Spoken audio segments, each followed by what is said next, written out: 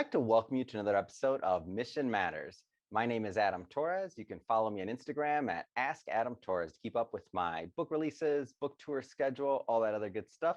And as always, if you'd like to apply to become a co-author or to be on the show, just head on over to the website, missionmatters.com, and click on Be Our Guest to apply. All right, so today I have Christine Churchill on the line, and she's founder and CEO over at Customer Service Institute of America. Christine, welcome to the show. Thank you, Adam. Thanks for having me. All right, so we will talk about one of my favorite subjects here. So customer experience versus customer service. I mean, there's a big difference, and I know that's what you're working on day in and day out. So we'll talk about that. But just to get us started, so Christine, we at Mission Matters, we amplify stories for entrepreneurs, executives, and experts. That's our mission here at Mission Matters. Christine, what mission matters to you?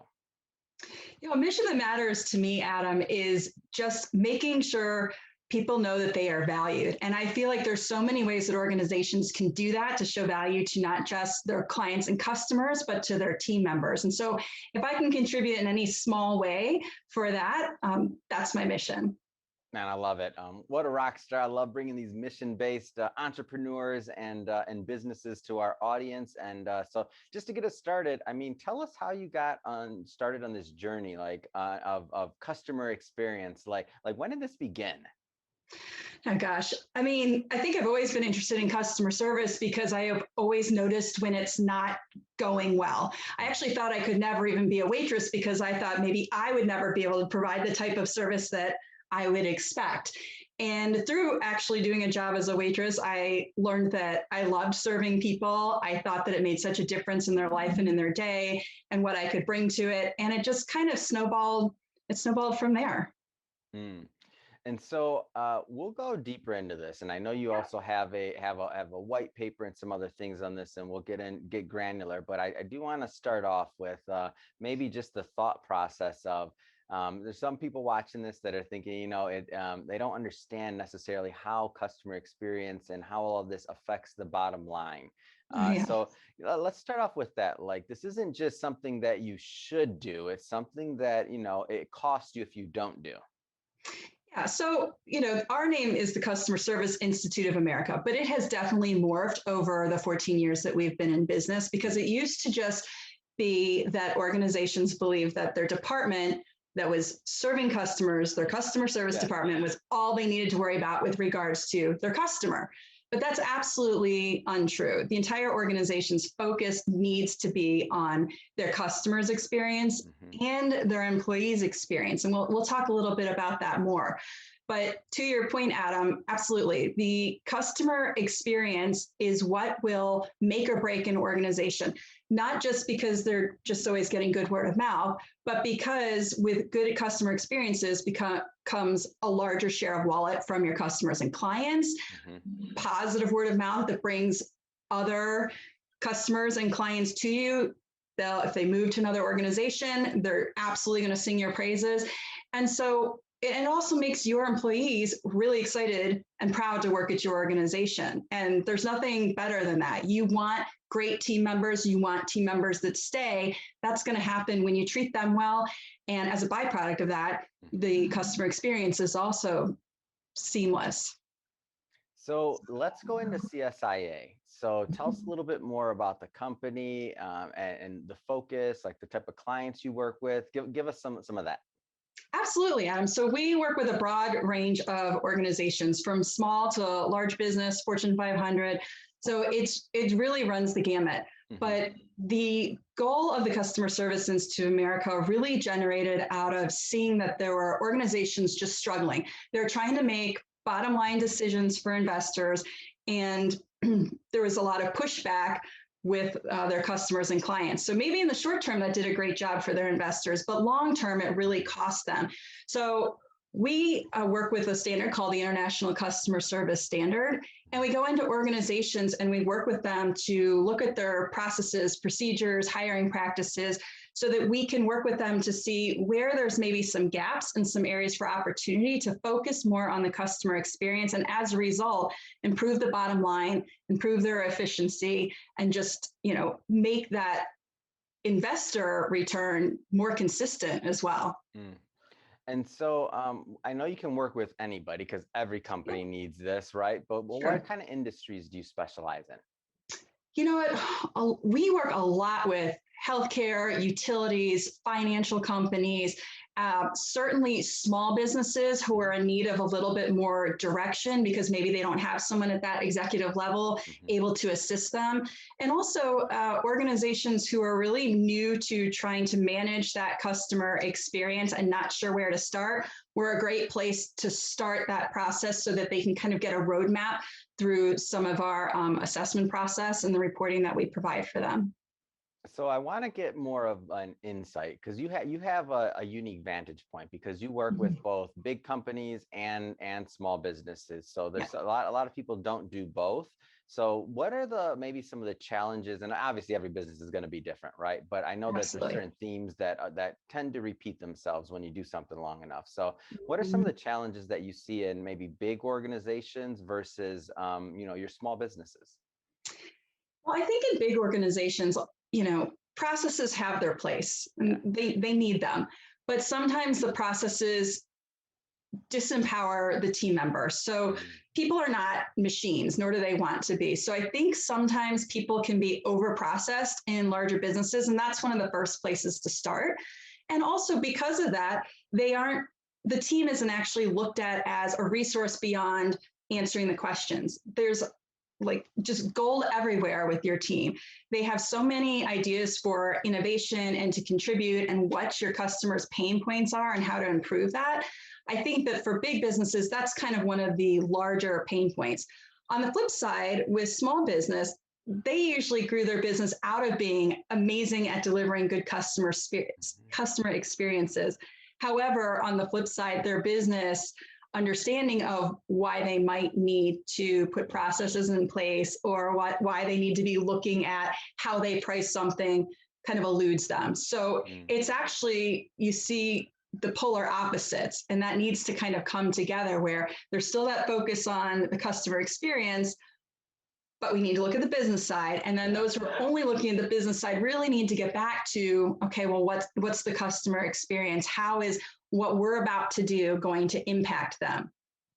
And I love that, and it's hard because I can look at, and I think part of the reason I asked that question was for myself and for our company because even like something like we do, like the intake process to bring on an individual like yourself and an entrepreneur to tell their story, like Sure. our that journey and everything you got from the email to the introduction to how you booked this time slot to how we did the intro, like that's over the course of all over 4,000 interviews to get that process down to where it's Yeah. at now. And as we get bigger, it's funny to think of like what we can do to get better, or we can do to tweak, and like how we make the interviews better, like all of that. We're always trying to get better. And as we get bigger, we want to like obviously keep that in mind. Like ideally, one day we'll be a huge company and we can say, we have this problem of our processes aren't empowering people, but right now, but right now it's like wow, it's just good to see that like other small business owners are kind of going through some of the same things that you're seeing on a daily basis, which kind of brings me to the next thought process of this CXO. Number one, the position, its Sure. place,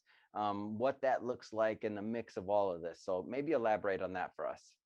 Yeah, so CXO is a chief experience officer. So some organizations have had someone at that executive level focusing on customer and employee experience for a So like the while. big companies, right? So a bigger company might have like a CXO. Is that right? I just want to make sure.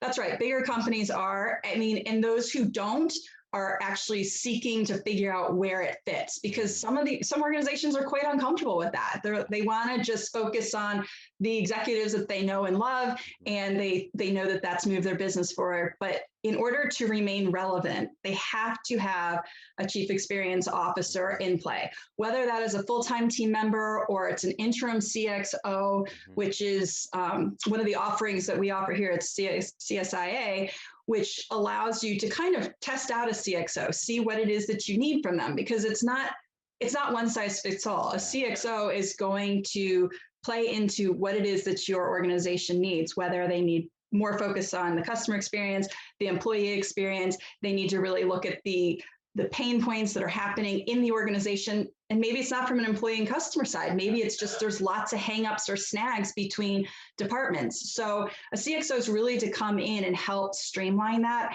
and to make sure that marketing and sales and finance and the the CEO are all understanding what pieces their teams bring to the puzzle, and that what they think is going on in the organization with their team is actually what's happening. So sometimes I think at the executive space, they're busy leading, looking at the big picture. They're not always down in the weeds. And the CXO's job is to really kind of put themselves in the weeds, see what's working, see what's not, and then come up and give that high level executive summary to the team so that they know what's going on and how to proceed. And so I'm curious, because I've heard of this, of like an outsourced CFO, right? I've heard of that. It's a pretty common term. And I think most people understand what that means now. But outsourced or interim CXO, it's a little bit unique for me. What does that relationship look like? Well, it can look like a lot of different things. So, I mean, I guess it depends on if you are looking for somebody who's filling in for a CXO that maybe has left, and you need someone to drive some of the changes and continue that journey forward as you're looking for someone new. It could be you're just like saw an article on a CXO and you thought, I don't know if we need one of those or not. And maybe you just call us in to say, give you a high level review and say, well, here's where you would need one because you're missing these pieces. But if you have somebody on your team that's qualified and capable to do that, then you don't need us, but this is where your area of focus should be. So it really runs the gamut as to whether it's something as simple as, one call where we get together and we talk about what you need and really, dig into that piece and see if we're even needed, or it could go as far as you've already had a CXO in play, but they left you and you need somebody to fill in while you're searching for your next CXO, or you even need to build your CXO job position for recruiting. We can help you do that too. Awesome. So thank you for the clarification there. So let's do a little bit of myth busting here. So the difference between customer service and customer experience, not the same thing. Tell me more about that. They're not. And the terms, especially at the beginning, they were very interchangeable. I think a lot of people just started interchanging the words, but there really is a definitive difference. When we think customer service, we're thinking one transaction, an engagement, like they're handling or dealing with a specific situation at that time. That is the service that is happening between the customer or the client with someone at your organization. Customer experience really looks at every piece of the experience that a customer or client is having with your organization. So that can be as simple as they thought, okay, I need X, Y, and Z. And maybe they go Google X, Y, and Z, and then they find your organization, they click on it. How easy is it for your website for them to navigate? Is there a phone number there? All of these little things are part of the customer experience and the overarching customer journey. And each one of those experiences creates a perception that they have about your organization. So if it's hard to find the phone number, or once they get the phone number, it's really challenging to reach somebody, they're starting to determine whether or not your organization is the right fit for them. So it's important to make sure all eyes are on that. We can all think of experiences that we've had where we've maybe scheduled an appointment with someone to come to our home. And they give us a 2 to 4 hour window of time where they might be arriving. And then they say they're going to call before they get there. So you're like, great, run and get a latte. And you see your Ring doorbell going and you're like, this person's not supposed to be here for 2 hours and nobody called me and I'm waiting for my latte. And it just means that the process it's not seamless throughout. And it really causes stress and strain. The intention is good, but it doesn't work and it doesn't operate. And that is actually worse than having it at all. So I know we started out the interview talking a little bit more about like how it affects, how bad, customer experience can affect the bottom line. So, I mean, let's get further into that because there is a financial cost for bad customer experience, right? Oh, 100%. So there we have the financial cost of bad service, which is actually the white paper that you were referring to earlier that we just released. There's so many things from a bad service experience that can happen that go well beyond just the customer taking their stuff and leaving. They're packing up their toys from the sandbox and they're gone. And they never told you why, which that in and of itself is a problem because you can't action it. So we always need to look at feedback, good, bad, or indifferent as a gift. But there's a loss of trust, obviously, with the organization. So even if they stay on, they're kind of keeping you at arm's length. If it's an issue that they had with a team member, that means they're always going to be escalating calls. So that now ties up one of your managers. They're going to spend less with you at every opportunity they can. So they might be locked in a certain contract for some of your services, but maybe they would normally be one that you could upsell to something more. Well, they're not even going to consider you at this point. And actually, as soon as they can get out of the current contract, they probably will. Mm-hmm. We also know bad word of mouth at this point it's something that goes viral. I mean, people, they're having a bad time just even while they're standing in line at the grocery store, they're going to tweet about it or post something on Facebook. And so it's just a lot easier for more people to hear about a bad experience and thereby make their decisions. Mm-hmm. We also know that people look to their peers before they buy now. So I'm probably I'm probably the worst of the worst, right? Because it's kind of like the cobbler's kids have no shoes or something like that. I guess it's along the same line. If I'm on Amazon, I always say, oh yeah, there's 1% that gave this thing 1 star. Let me see what they say. But you really want to figure out if what you're doing makes sense for you, and you trust not what the company's telling you, because they're trying to sell you something. You trust what everyone else is saying. And then what we were talking about earlier, your team would feel less empowered, not proud to work there, probably start looking for another job. And all of these things cost the organization money at every turn. So a lot of business owners, entrepreneurs, executives watch this show, a lot of people in leadership positions. And I think one of the tricky things for them is always like, how do they get insurance, right? When they do this new training or this new initiative, especially for somebody that's never really taken it that level past. You have people that pick up the phone and answer questions as customer service. Like for people that haven't taken it past that, I mean, like, how do they get assurance that, I guess for lack of better words, that this stuff works? Yeah, no, it's a great question. Well, there's a lot of ways. Let me start with, I don't want to forget anything, but the first is if you're not sure and you want to trial something that's not really going to cost you a lot, have some coffee with your team members, find out what it is that's not working, see if there's any low-hanging fruit that's not really going to cost the organization anything. Test it out, see if it works, and then you will see that there's proof there. The other way is through something we call activity-based costing, which every organization has a budget. This is how much each thing costs. Well, in activity-based costing, you're really looking how much an activity costs for someone to do. So in the customer service department, it could be something along the lines of how much does it cost with each time or for each minute that maybe a team member's on the phone. And so then you can see when somebody's calling in for a second, third, or fourth time on an issue that should have been resolved and maybe the team member is not following up, that costs the organization money, which each additional minute that person is on the phone.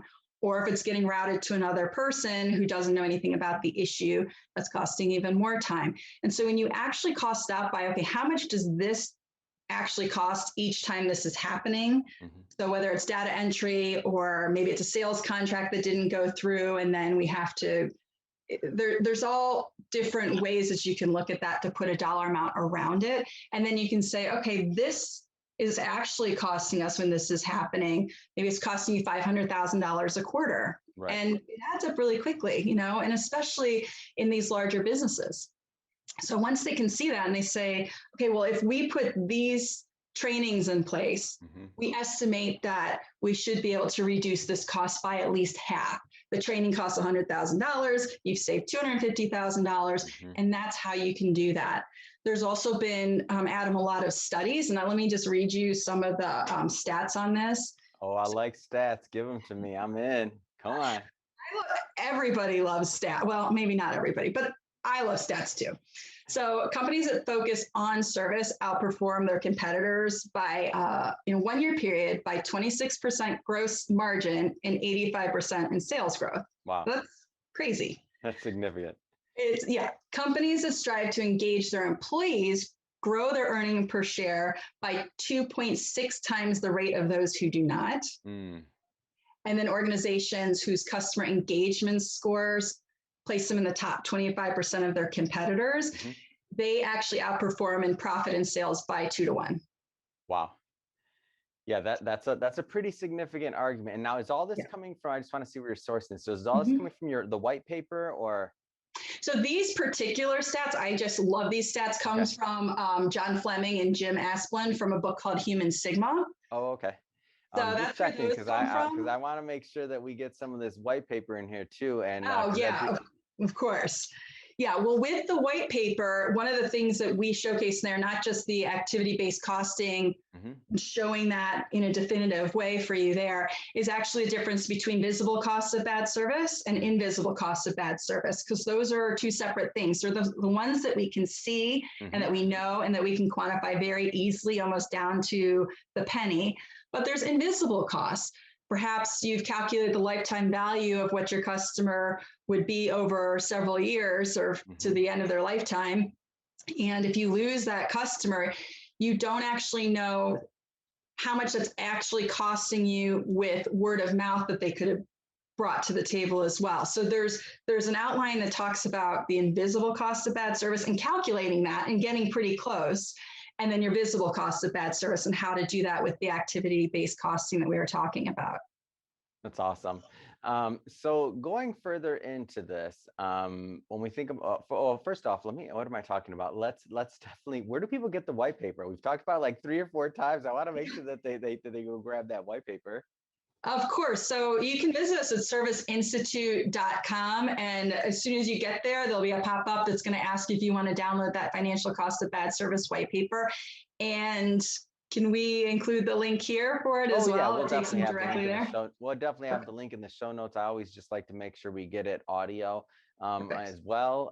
But that being said, so we've talked about a lot of concepts. We've talked about things for like larger companies, for smaller companies, different parts in the journey that they may be at with a CXO and otherwise.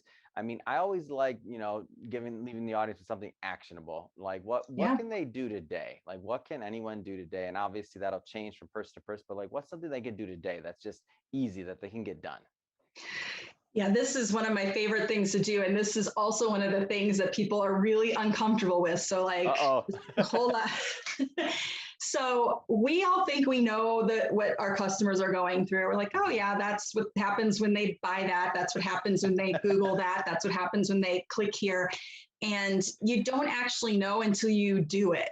Yeah. You can't come from it like, I'll just skip the first 5 steps. I don't need to check out our website. No, you have to do it like you're your customer. So pick one interaction that a customer might be having with you. And if you happen to know which one might be suffering the most at your business, start with that one. If you don't, just start with any of them. But really do the entire process end to end and where are there areas for improvement. That's something you can do anytime. It's free for you to do, and it gives you a lot of insight. Whether you action them or not, you're going to learn something from it. But out of those, you can take down some notes and see through either your own knowledge or collaborating again with your team members to figure out, okay, this is what I experienced. So how can we fix where these underlying issues are? What's the easiest thing that we can do to start there? And I think it's really just about sitting and just attacking one item, one experience at a time. And again, I can't reiterate enough that talking to your team and getting ideas from the people who are engaging with the other departments, the people who are actually talking to your customers, like get your ideas from them. If one department is completely failing another department, that is going to come out in the overall customer experience. It's also going to have employees saying, I'm never going to send that to Sally because I'm just going to sit on her stuff because that's what she always does to me. Whether that's true or not, I don't know, but you're not going to get anywhere if you don't start having those conversations and understand how each department affects the other one, really understanding where they fit in that service profit chain. So every person at the organization fits somewhere in how service affects the profit of the organization. So I know, of course, that you go in and we talked about the CXO side of things. So what about, organizations that are just looking for a little assistance, like training or things like that? Like, tell us a little bit more about that part of the business. Yeah, absolutely. So we do have a training side of the business, and it's kind of how CSI started, because what our clients were finding who were doing our certification for organizations, a lot of what we found was their team needs training, but they didn't want off the shelf training. We're like, well, this program is pretty good, but it doesn't really speak specifically to your issues, but it'll be a good Band-Aid. And they didn't like that. They were like, well, we're not going to spend thousands of dollars and not get a solution that we need. So we have training where we can customize training based on the pain points that we assess with you and find at your organization, so that you know we're addressing specifically what your team needs. We also have individual certification programs that can happen online. So if you have your frontline team, you want everybody to have the same foundational customer service experience understanding, they can go through our Certified Customer Experience Professional designation. And then my favorite is our Certified Customer Service Manager course, which I guess I shouldn't love one more than the other, but this choosing course between kids. I'll just leave it there. Go ahead. No, the reason that course was born was, in the world of customer service, people either were exceptional customer service providers on the front line, but have no managerial experience, or they were excellent managers in some other department and they needed somebody to manage their customer service team, so they dropped them in there. There really needed to be a course that married that, so that people who are taking those positions understood, how do I lead people? What's the important dialogue? What am I supposed to be looking at? What's a customer service strategy? What am I supposed to be measuring? How do I get there? How has this been used in different companies? So that course is a remote course. I mean, we have students all over the world, and then you're also assigned a coach to help you through that process. So like you said, every company is different. So we don't like cookie cutter because it doesn't solve for everyone, but having a coach work you through those workplace-based activities with them, that's going to make a difference in your organization immediately. And that's awesome. I love it. So I love the training side of it. You got the other side for the, like if somebody wants you to come in, I mean, you're really well-rounded, taking care of organizations across the board on this one. So final question. If somebody is looking at this right now and they're thinking, you know, I want to test the waters, I want to get some more information. What's the best way for people to follow up and to connect? Well, absolutely. There's a million. You can always call us. I can give you our number is 630-541-9545. The cobbler better have those shoes. I'm just saying. Somebody, go ahead. Sorry. So give that number again. I feel like people didn't get it. Give that number again, please. Of course. Our number is 630-541-9545. And we're happy to answer your questions. You can also go on our website where there's lots of opportunities there to fill out something specific that you're looking for, go to certain areas of the site and get exactly what it is that you need, but that always comes to us, and we can follow up with you with any questions that you have specifically, whether it's about the course, the interim CXO offering, which there is a quiz on our site right now. So if you're not sure if you need a CXO or not, you can go to our website, hit interim CXO under organizations, and you can take that quiz and it'll give you some information, send you a nice infographic that'll help you kind of navigate that. Fantastic. Well, Christine, really appreciate you coming on the show today. I love bringing these mission-based businesses and entrepreneurs on the show to really talk about what they're doing and also like how they're being of value and of service to the world. So I think it's great. And to the audience, as always, thank you for tuning in. I hope you got a lot of value out of this. Hope you learned a lot. If you're a first-time viewer, definitely hit that subscribe button. We want you to return. We have other great mission-based entrepreneurs up next for you. And Christine, again, seriously, it's been a pleasure and had so much fun. Thank you for coming on. I did as well. Thank you, Adam. Appreciate your time.